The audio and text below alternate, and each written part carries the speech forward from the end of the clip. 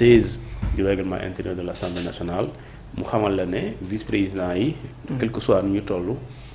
ñu ngi leen di remplacer wala di leen élire ci benn scrutin boo xamante ni dafay am à travers ay listes paritaires mooy groupe parlementaire yi mais présenter seeni candidats waaye suñ koy présenter dañuy méngoo ak l'article ak plutôt la loi de 2010 relative à la parité nga xamante ni su ma jumlee ci article xawma 2 bi dafa wax ne dañ koy appliquer dans toutes les institutions bu fekkente ni dañuy tànn élire dañ koy appliquer waxuñ bu ñuy nommer mais dans toutes les institutions électives mooy institution boobu kuréel boo xamante ni da ngay woo ay nit ne leen kaay leen tànn ñu ne foofu da ngay respecter impérativement parité. La loi sur la parité mooy tànn maire da nga koy respecter tànn conseil départemental da nga koy respecter tànn député da nga koy respecter mais nommer ministre par exemple tu n'es pas obligé foofu da ngay xool ngéneel parce que élire un ministre on n'élit pas un ministre on nomme un ministre alors que la loi daf ne dans toutes les institutions électives et non dans toutes les institutions nominatives d'accord voilà donc kon député yi c'est le droit de démissionner s'ils veulent mais politiquement am na lu mën a signifier parce que tamit gis nañ dans un premier temps El Malick Ndiaye ma njëkkoon démissionné bu ñëwee quelques jours après deux vice-présidents démissionné am na lu mën a signifier ci côté politique. waaw scénario bi man je vois un scénario bu mu gis mooy pour permettre à El Malick Ndiaye de retrouver poste vice-président de l'Assemblée nationale.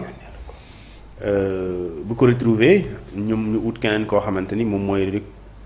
jël le poste de deuxième vice-président parce que Ousmane Sonko dafa amoon lu mu waxoon ci discours bu muy def son discours buñ ko élire ba pare dafa waxoon ne am na liggéey am solo yu El Malick Ndiaye tàmbali incha allah dinañu organiser wu pour mu yeggali ko manière la mécanisme la ak pexe bi bokk na ci bu ñuy démissionner fauteuil bi du vacant poste bi du vacant dañuy ut ñeneen parce que ñooñu dañ ne waxuñu diw kay remplacement mais dañ ne ñun ñoo fi nekkoon waaye ñun bàyyi nañ alors règlement intérieur ne soo bàyyee dañuy ut ku la remplacer léegi Pastef xam nga ne ñi bu ñu bàyyee élection mu dina am parce que dañ ne ay gëm naa les semaine bii di ñëw soo moytu ñu def ko alors ci noonu bu ñu bëggee ñiy remplacer ñooñu parce que démission bi ñëwul rek par hasard lu tax defuñu ko il y a 4 semaines ci ginnaaw am na lu ko indi parce que il y a le départ de Sonko et le départ de El Malick Ndiaye pour El Malick Ndiaye puisse se retrouver à côté de Sonko seule manière possible mooy ñiy démissionner après ñu dem ci élection moom mu nekk candidat au poste de premier vice-président te jàpp naa ne loolu mooy le calcul politique et su boobaa El Malick Ndiaye sera le numéro 2 de l'Assemblée nationale et bu ñuy présider lu ñuy tuddee comment on appelle ça encore l'Assemblée nationale bu ñu koy présider dans ce cas Ousmane Sonko bu absenté El Malick Ndiaye mooy toog ci place am te Ousmane Sonko aussi mun na ko demander ne ko tey kay présider cette séance et aussi mun na ko délégué ay responsabilité ko mën na ko sant mu représenté ko ci ay yeneen cérémonie loolu mën nekk la day su pour dire que les scénarios possibles du dara loolu ci lu ma jàpp parce que politiquement loolu bu amuloon bu doon jëmuñ ci loolu amul voilà quoi c'est pas pertinent ouais. parce que docteur Ismaïla Diallo mën na gérer la vice-présidence donc ñi bu ñuy démissionner c'est parce qu'il y a li ñu bëgg a def ci ginnaaw et su boobaa El Malick Ndiaye bu nekkee candidat impérativement il sera le premier vice-président parce que li nga koy def mooy la majorité alors que le PASTEF a la majorité a une majorité à moins que le député bi waxoon ñu am ay taux yu mat 100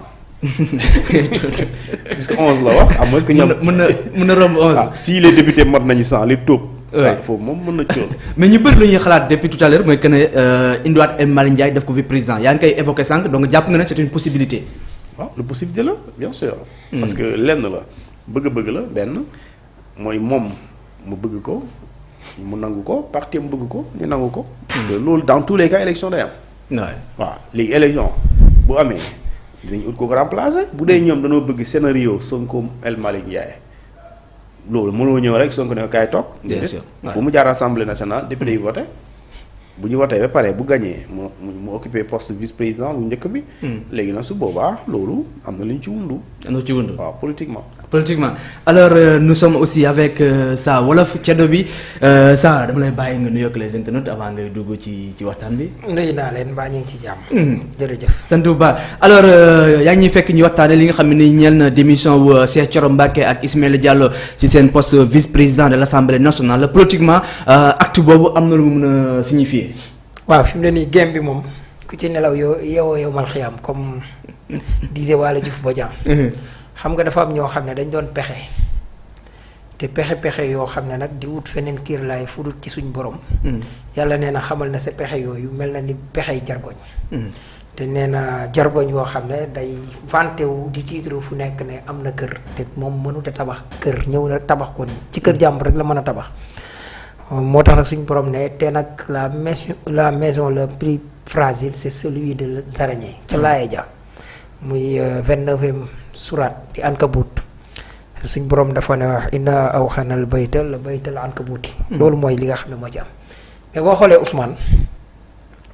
tey rek maa ngi dégg sama xarit tuun di ci wax ci tappalekat boobu Pam Ndiaye ginnaaw bi mu waxee li mu wax dafa am lu bari looy togg ci dëkk bi loo xam ne biñ ne bëreet Ousmane Sonko tal réew mi ñoom dañoo duggoon ci complot di xalaat pour am yeneeni mandat yooyu nag yóbbu leen ci di taxawal ay ndëgg sërëx daanaka dig ko fexeel waa ji nag xam ko très tôt yii yëpp réponse la ci ndëgg sërëx yooyu nga xam ne moom la gars yi nekk di waajal tey bu Cheikh Thioro démissionné Ismaïla Diallo démissionné xamal ne dañuy xajal Amadou Ba ak El Malick Ndiaye. ah bon indi leen maa la wax li Amadou Ba ak El Malick Ndiaye. ñu remplacé Ismaïla Diallo ak Cheikh Thioro Mbacké. leneen nga ci jàngate nag muy ngor bi nekk ci Pastef. don de soi bi nekk ci Pastef. ca mag ña rek nga ko daan dégg. yaakaar naa boo koy dégg da nga dem lu sori da nga dem yaa nga booru ay août. 1895 jàpp septembre. ci diggante Thierno Ibra Fati maam Thierno. ak magam ji baax ja Seexul Xadim ci laa gëj a gisee xeetu jëflante yu mel nii. waaw ngor la ci am ay nit yoo xam ne ci ngor la ñuy ànd. di jaayee kenn ku nekk di jaay sa morom ne doo ma gën a gore lii rek nga fi gis du leneen. xam nga ñi yaa ngi jaaxle ci mais ci démission wu Abdoulaye Thomas wala démission bu mu doon waaj a def man pour man boobu moo gën a kii parce que kooku